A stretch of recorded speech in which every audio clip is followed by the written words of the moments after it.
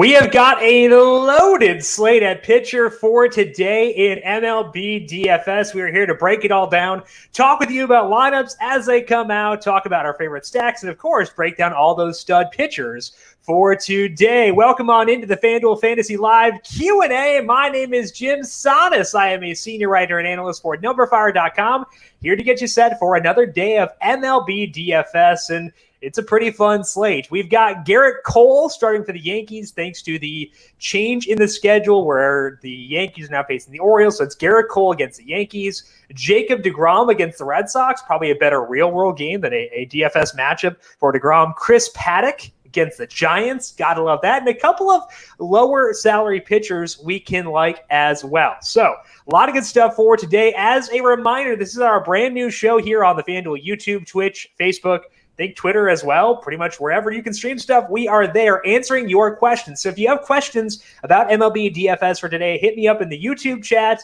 on the Twitch chat, wherever you want to check. I'll try to answer as many questions as I can throughout the day today. First one coming from Aaron Lambert. Let's hear some home run calls. All right, so home runs are largely dictated by weather. You probably wanted a hot take. We don't play that way, though. Home runs more likely to come in hot weather. 89 degrees in Baltimore. We've got Asher Wojciechowski facing the Yankees. So I'm going to go with Aaron Hicks. I haven't seen the Yankees lineup. I don't think it's out as of yet. But if Aaron Hicks is anywhere at a decent spot in the order, give me Aaron Hicks. I know he's not the most likely guy at homer for the Yankees, but I'm going to go Aaron Hicks anyway. Brent is asking, Kepler's not starting. I know. It stinks, Brent. That entire lineup is bad, and I'm annoyed about it. So we can vent together. Kepler's not starting, so I moved some pieces around to get Rosario and to keep the Minnesota stack. I had $3,700 remaining for an outfielder. Anything wrong with throwing in Jorge Soler as a one-off? So Jorge Soler is facing Matthew Boyd. Boyd is someone I lost a lot of money on playing DFS last year because I generally would use him. He would have like 6 strikeouts through 3 innings, then he'd allow like 4 home runs over the next 2 innings. So Matthew Boyd, annoying for sure. But if you look at him last year, he started to throw a lot more sinkers over his final couple of starts, and he did that in his first start this year as well. And it didn't really cut out the hard contact, still a 41% hard hit rate allowed since he started going with that sinker more often, but it brought his strikeout rate down to 25%. So I think you can definitely justify Jorge Soler as a one-off. Facing a lefty, that's always a good thing for him. I think that Soler is there. May not be my favorite outfielder in that range. Scrolling through here. Yeah, I guess he actually would be. So, yeah, Brent, I think that's actually okay to go with Soler as a guy at $3,700. Minnesota and New York Yankees stacks, totally on board with that. Who would you stack in a tournament? I think that my tournament stacks are pretty similar to this morning with Solo Shot. I do like the Yankees still. I am going to bump the Twins down a bit because there's no Kepler and no Mitch Garver, and my heart aches because there's no Byron Buxton for today. That doesn't matter for DFS, but it hurts my heart. So I'm annoyed about that. But they'd still be my top 3. I do like the Tigers if you want to save some salary. The Mets lineup just came out. It has some really good value. So I think that the Mets are up there as well. So those are probably the top 4 offenses. And I think the Angels are in play too. I like Justin Dunn a lot as a player. Not quite there yet, though. So I think the Angels are in play for a stack as well. What are your concerns with Hiney against Seattle? It's all pitch count related because Hiney, there were 67 pitches in his first start this year, and that's a lot less than a lot of guys in the slate. Garrett Cole threw 75, but he threw 75 because of rain. I think that he was stretched out and could have gone longer than that, whereas Hiney went to 67. So Hiney in general I like. I'm guessing he'll be really efficient when he is out on the mound, probably going to get a lot of strikeouts, a high strikeout rate, but I'm not sure how deep he'll go in the game. So it's nothing to do with Hiney himself, it's just his pitch count that pushes me away from Hiney. That was from Yevgeny. Jason is asking, do you prefer the Mets or a Dodgers stack for today? Definitely going to go Mets. The Dodgers are facing Christian Javier, and he's probably not going to pitch super long. It's basically a bullpen day for the Dodgers or for the Astros. But Javier, big strikeout guy in the minors, also walks a lot of people, which means he's going to put guys on base. But it also means that he's probably not going to allow a ton of balls in play when he's out there. I'm probably expecting about 60 or so pitches out of Javier. So I would prefer the Mets over the Dodgers from a stacking perspective for today. Lane is asking, Arise, Rosario, Donaldson, a good stack for Minnesota. Yes, I am on board with all of them. I also think that Miguel Sano is at a good spot in the order, batting 6th for tonight. Josh Donaldson, Nelson Cruz, always an option. I honestly think if you use any player from the top 6 in the Twins lineup, I will not fight you on it. I think they're all awesome. I think that if I were to push back against anyone, it'd probably be Arise because he's not this super big power guy. Looking back to last year, he puts the ball in play. He's a lot like a souped-up version of Willians Astudillo, minus all the fun. But Arise, not a big fly ball guy. Last year against righties, 30% fly ball rate. Generally want that number a little bit higher. I'm still going to use Arise today because he's batting first, but I would still go with him. It's just a little bit annoying for that. First, I told you about the Cubs. Second, besides Hicks and DJ, which Yankees do you like for tonight? I was mentioning this morning that I'm surprised that Gleyber Torres is only $3,200. I don't think the Yankees lineup is out as of yet. I think that Torres being $3,200 is cheaper than he should be. Last year against righties, and it's not just the Orioles thing. I know people will probably mention that, but it's not just the fact that he's facing the Orioles and, that weird thing last year where he lit them up. But last year overall against right-handed pitching, Gleyber Torres was awesome. Pulling up the numbers here on I'm on the Orioles. That's why I went to the wrong team. I was wondering why I couldn't find Gleyber Torres, but we go to the right team, pull up the Yankees, and check out Gleyber Torres. Last year against righties, a 39% hard hit rate, 43% fly ball rate, very manageable strikeout rate. So definitely like Torres. Not a huge LeMahieu person, personally, Mateo. Kind of a similar thing with Luis Arraez, where not enough fly balls, just a 25% fly ball rate against righties. So if you omit DJ LeMahieu from your Yankees stack, I'm on board. But I think that Gleyber Torres, a priority, I would say, for tonight alongside Aaron Hicks. Stephen B mentioning or asking for the top 3 offenses for tonight. As mentioned, I think that the Yankees are there. The Twins are still there, despite the concerns of Tigers. The Mets, that's 4, but I'm cheating. It's my show. I'll cheat anyway. Alvin asked, process question, favorite type of stacks you like to use? 4-2-2, etc. So if you search for stacking numberFire Kenyatta Storin, he had a piece up this year that looked at FanDuel was nice enough to send the data on which stacks give you the highest average score per lineup. 4-2-2 actually did grade out pretty well. It's not my favorite. I prefer to go 4-4 when I can, or 4-3-1, depending if I'm using a pitcher from that team. So whenever I can get a 4-4, I want that. But Alvin, I think the big key is you want that first number to be 4. You want 4 players from one team within your lineup. 3-3-2 is not necessarily a great combination. You want at least one team with 4 batters in it. If you get a second team in there, awesome. Definitely in favor of that always. But I think that you want to have that number be 4. If that second number is 4 also, and you get 2 stacks of 4 batters each, great. I love it. If not, 4-3-1 will be my second favorite, and then 4-2-2 will be right after that. And just basically, Alvin, I want to avoid as few or get as few one-offs as I can within my lineup. So 4-2-2 definitely up there. Personal preference is 4-4 when I can get there.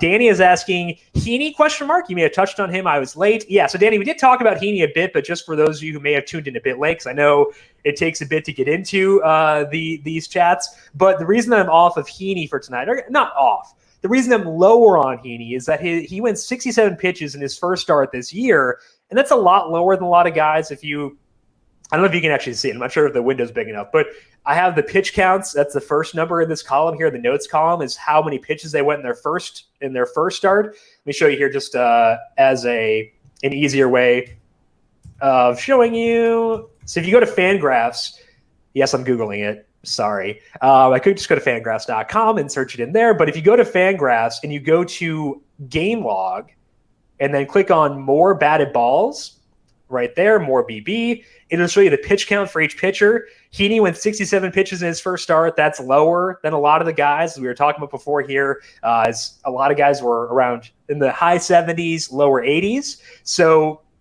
I think that with Heaney being a bit lower, it does lower me on him for tonight. Yevgeny is asking, can you fade Cole in cash to fit all the New York Yankees? So I think you could potentially go away from Cole in cash games. I won't be personally. the thing that I would mention here is that if I am choosing between a pitcher and a stack in cash games, I'm going to pick the pitcher 98.7% of the time. So it's a random number. I just picked it, but I think almost every time I will go with the pitcher if I'm deciding between a pitcher and a stack. And the reason for that is pitchers are a lot easier to predict. The way you think about this is there are going to be 100 pitches for a pitcher in a given night, whereas the sample for hitters within your stack, if we take 30 plate appearances, divide that by like 4, you're going to wind up getting about maybe 12 or so, 12 to 15 plate appearances per batter. It means our sample size is a lot lower for that stack. And what that means is that the odds your stack fails are a lot higher than the odds your pitcher fails. And in cash games, you want to increase probability. You want to increase predictability. That to me means pitcher. So if your dilemma, Yevgeny, is deciding between Garrett Cole and stacking the Yankees, I'm going to go Garrett Cole. And just as a general process perspective, I always want to have more faith in a pitcher for cash games than I want to have faith in any hitter, because every offense can fail. Every pitcher can fail too, but your predictability within that pitcher is better than the predictability within the offense. Old boy is asking, I like the name, 5-2-1 stack with pitcher. Is that okay?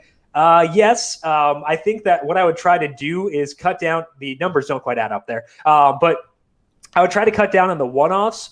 If you have Garrett Cole and 4 Yankees, if that's what you're asking, totally okay with that, because you actually do benefit from having Garrett Cole with his offense outside of the park factors, outside of the temperature and stuff like that, because if Aaron Hicks hits 2 home runs, the odds that Garrett Cole gets you 6 points for a win are higher. So there actually is a benefit to having a pitcher paired with his offense. I don't personally factor that in all that much, but I do think that there is benefits. So I think you would be technically going 5-2-2 in that situation, unless you're going 5-2-1-1, in which case I'd try to avoid having 2 one-offs within that lineup. But I think that if you want to go Garrett Cole with 4 Yankees hitters, totally okay in general. Jason is asking, who are your favorite Tigers? So I was experimenting with lineups of 4, and I was very annoyed with the Tigers because I was trying to stack them with the Twins. And the issue that you run into is that Miguel Cabrera, CJ Cron, and Miguel Sano are all first base eligible. You've got Jonathan Scope and Luis Arraez both being at second base. You've got Jorge Polanco, Nico Goodrum, both lining up at shortstop. Also, all those Tigers are former Twins, which is very weird. But regardless, they all play the same position, and that's super annoying. So I think that if you want to, this is a tangent. Sorry, Jason, I'm not answering your question, but I think that if you want to stack the Tigers and the Twins, you kind of have to go with the outfielders like Rosario, Cruz, and try to gravitate towards them rather than the position players, because there's a lot of overlap between the two positions. But overall, talking about this Tigers team, I think that the guys we just alluded to are the top guys. I would say Cron is one because he can. I know he's got weird reverse platoon splits at times, but I still like him against lefties. Jonathan Scope would be up there, and Miguel Cabrera. Those are my top 3 guys. I think that Goodrum is in play. The problem that I tend to run into with Goodrum is that if you look at his numbers last year against lefties, didn't get a lot of loft. And that's a pretty common talking point for today, because we've got these second basemen, I guess, outside of Goodrum, who's a shortstop, but you've got these guys who are batting at the top of the order in stacks that we like, but who aren't big fly ball hitters. So Nico Goodrum last year against lefties, a 25% fly ball rate. I'd like that number to be a bit higher. You see the results are really good, but he also did that in a small sample. I don't care as much about the results in such a small sample. So I think I want to focus more on the peripherals with the batted ball numbers. And Goodrum didn't get a ton of fly balls. So that's why I will be putting him 4th on this list. I put him ahead of Heimer Candelario because Candelario, not a huge loft guy either. He has more strikeouts than Nico Goodrum. So I put Goodrum 4th on that list within that Tiger stack. Question here. Thoughts on fading Cole for Soroka in GPP to get the Yankees and the Mets stack? I'm not a big Soroka person. I think he's fine for season long where you care more about ERA and whip. But for DFS, our focus is you want to sell out for strikeouts. And Soroka doesn't get a whole lot of those. He also went to 69 pitches in his first start, which is nice, but also not nice for DFS. He has been lowering his sinker usage ever since the latter half of last year. And even with that lower sinker usage, which could often lead to a spike in strikeouts, his strikeout rate in that 13 start sample is still just 19%. I need that number to be higher. So, Michael, if you want to stack the Yankees and the Mets, I'd say Joe Musgrove. $6,700. He is a guy who does get strikeouts. He went 99 pitches in his first start this year, which is 30 more than Soroka went. And he's facing a team in the Brewers that is good but will strike out. 23% strikeout rate for their active roster against righties last year. So if you want to go value and you want to not go with the Yankees, or you try to get in the Yankees and the Mets, I say you shoot on down to Joe Musgrove, who is $6,700. That leaves you an average of a lot, 35, 38 per hitter. You can absolutely go all in there. So if you want a value pitcher, give me Joe Musgrove there. Danny says, third day asking questions. You've been right the first two. I will be wrong probably tonight, Danny, just as a heads up, because that's the way baseball works. Like, baseball is super unpredictable. I get stacks wrong all the time. I've gotten stacks wrong this year too. So just prepping you in advance, Danny, I'm going to be wrong often. So I'm glad it's gone well the first two times, but it's going to go wrong in the very near future just because that's the way baseball works. Early only national stack. So early only, I think it locked already. I believe it started at 340. I could be wrong on that. I think the Nationals are fine. Nate Pearson's good. I think that he's going to be really fun. But among the pitchers on that slate, lower strikeout rate for him than others. I love the White Sox stack. If you can still get it, I don't know. I have no idea when those games start because I didn't play today because I was busy with other stuff. But if you can get a White Sox stack in for the early only slate, fire away, or other slates, whatever it may be. All right, question from Yevgeny. Judge or Stanton? The answer is yes, because I think they're both awesome. So I'm not going to talk you out of either guy. I think that with the way that Giancarlo Stanton's been playing so far this year, it's really hard for me not to go that way. And also, I think we may have overrated the struggles that Giancarlo Stanton had last year. His numbers against righties, they weren't great, but he still had a better WRC plus than Aaron Judge did. He had a lower strikeout rate. And looking at Stanton, as we pull up his regular player page here on FanGraphs, it's not as if he was actively terrible last year. He just didn't have a Giancarlo Stanton type season that you expect when you have the salaries as high as Stanton. He had the injury as well. But looking at him this year, just absolutely destroying the baseball. He's striking out a lot too. So I think that you could justify going with Stanton if you want to look at this strictly from a popularity perspective, because the odds that Stanton is more popular than Judge based on the way they performed so far this year. He's also a little bit cheaper than Judge, which people may factor in. If you want to play that angle, you can go Aaron Judge. But if we're talking just straight up, I would go with Giancarlo Stanton. Top three value batters. So I guess the way that I view things from a value perspective is the way that I try to go about it is I pick offenses I want to target first, because from a hitting perspective, everything for me revolves around stacks, because I'm not a huge fan of one-off hitters.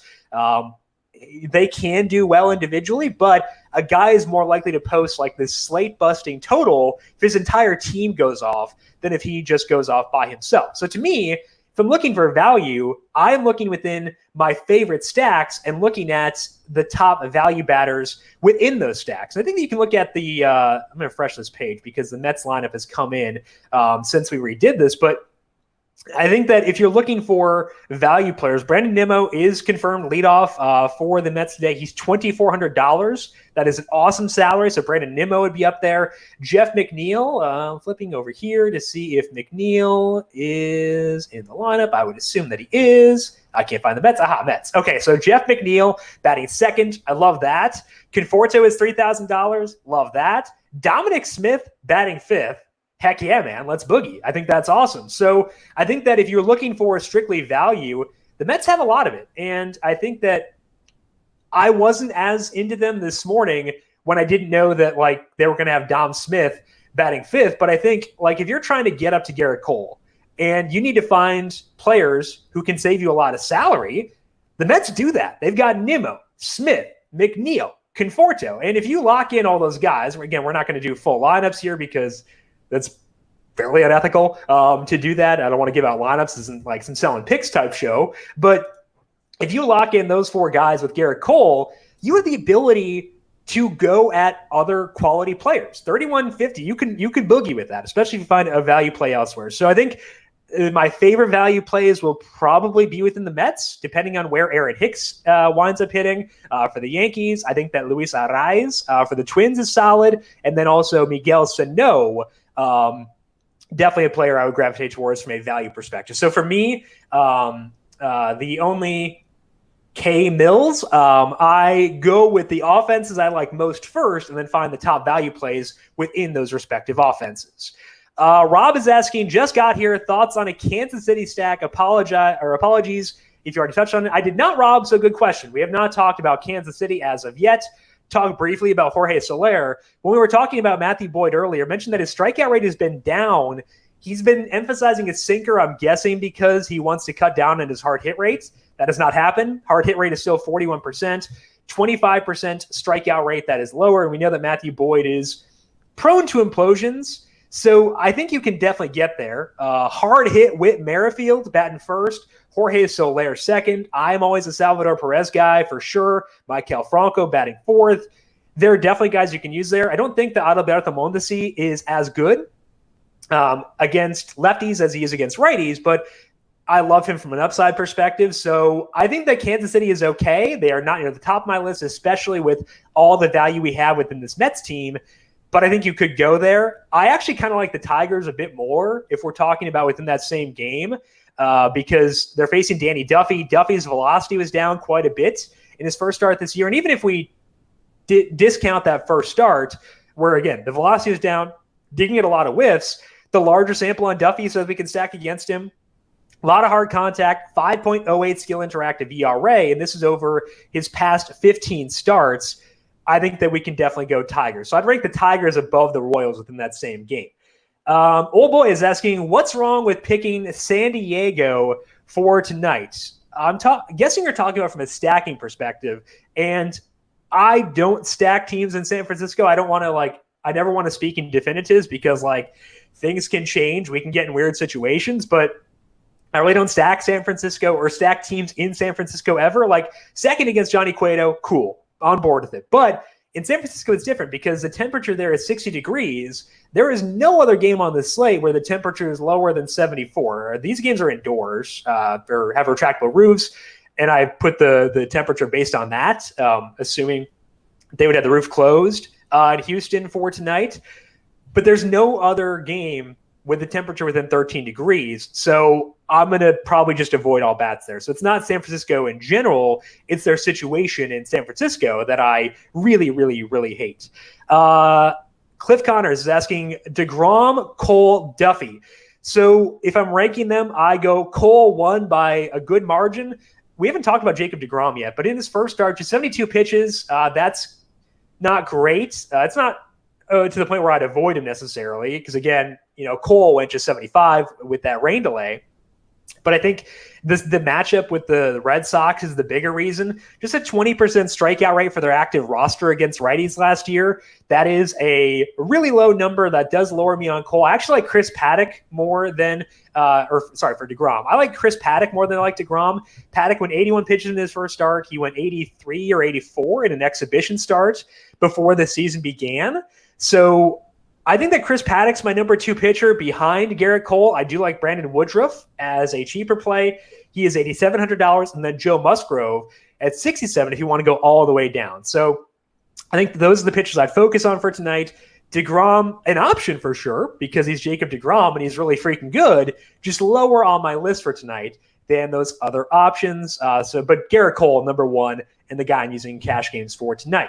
That is all the time that we have for today. We are back tomorrow with a couple of shows. The solo shot is going up at 9 a.m. Eastern time right here on the FanDuel YouTube page and, of course, on the numberFire Daily Fantasy Podcast feed. Then back again, 4 p.m. Eastern every weekday, same place, same time, asking or answering the same questions. So appreciate all of you. And if you want other DFS talk, I'm not an NBA guy. I like watching it, and I enjoy playing NBA DFS. Tom Vecchio, much, much, much smarter than me when it comes to NBA DFS. His podcast for tomorrow's 2-game NBA slate already posted on the numberFire Daily Fantasy Podcast feed. We have a PGA podcast already posted as well, so you can check that out. NASCAR podcast coming tomorrow, probably UFC, maybe some NHL coming up as well. So a lot of good stuff on the numberFire Daily Fantasy Podcast feed. Big thank you to Calvin Theobald, our video producer, for running the video side of things here today. As always, thank you, Cal. And thank you to everyone for tuning in and asking really good questions, whether it be process-based or relating to the slate. You ask good questions. I appreciate it.